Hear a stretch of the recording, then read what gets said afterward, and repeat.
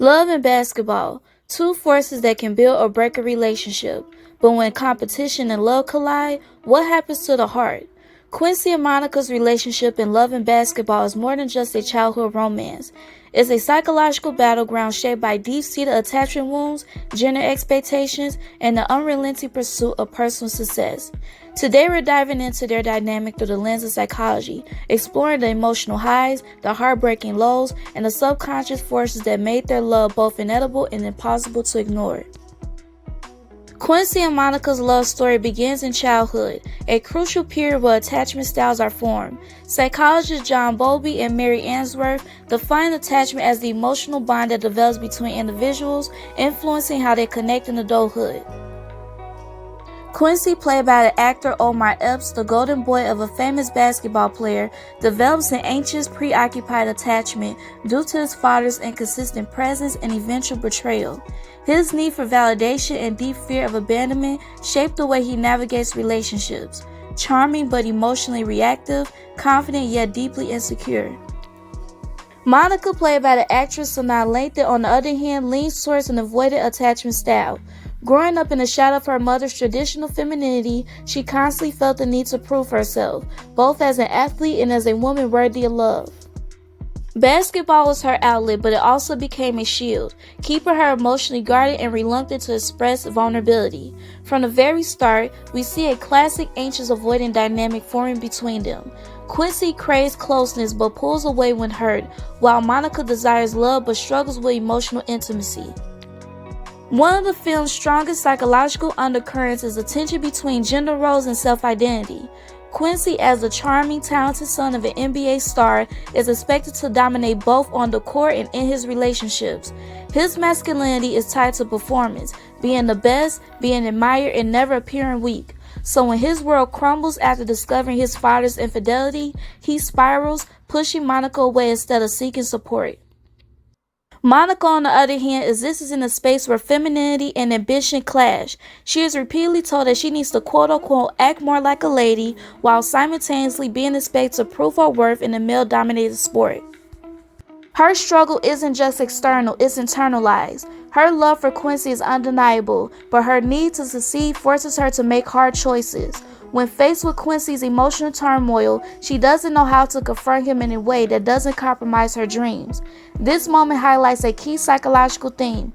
When personal identity and relational roles are in conflict, love often becomes a secondary priority. The pivotal breakup between Quincy and Monica isn't just about a missed curfew. It's about deeply ingrained wounds of emotional abandonment. Quincy, already feeling betrayed by his father, subconsciously projects his fears onto Monica. Her decision to prioritize her career even for a moment triggers his unresolved trauma, his belief that the people he loves will always choose something else over him. Instead of communicating, he withdraws, seeking comfort in another woman who presents no challenge to his ego. For Monica, this moment reinforces a lifelong belief that love requires sacrifice, but in her case, she is always the one expected to sacrifice. She internalizes Quincy's rejection as proof that emotional vulnerability leads to pain. Their separation isn't just about love lost, it's about two people at a psychological crossroads, shaped by past wounds that neither have fully confronted. Years later, we see a transformation in both characters. Quincy, now humbled by life's challenges, has been forced to reevaluate what truly matters. His injury strips away his athletic identity, forcing him to develop emotional depth beyond the game. This is a moment of psychological rebirth, where he learns that vulnerability doesn't equate to weakness. Monica, now a professional athlete, has also evolved. She has embraced emotional expression, realizing that love and ambition don't have to be mutually exclusive. Their final game, a literal and emotional showdown, is more than just a romantic gesture. It's a metaphor for their entire relationship, competition, passion, and the underlying desire to be truly seen and accepted. By choosing each other again, they demonstrate what psychologists call earned secure attachment, the ability to form healthy, secure bonds despite past trauma. They aren't the same people they were before. They've confronted their fears, their wounds, and their egos. This time, love isn't just about passion, it's about understanding. Quincy and Monica's love story is proof that relationships aren't just about chemistry, they're about psychology. Their journey highlights the power of attachment, the weight of gender expectations, and the necessity of personal growth and sustaining love. Love and Basketball isn't just a romance, it's a case study in human connection, showing us that sometimes love requires the willingness to fight, to grow, and to choose each other even after the final buzzer sounds. What do you think about Quincy and Monica's relationship? Did they truly heal, or did they just find comfort in familiarity?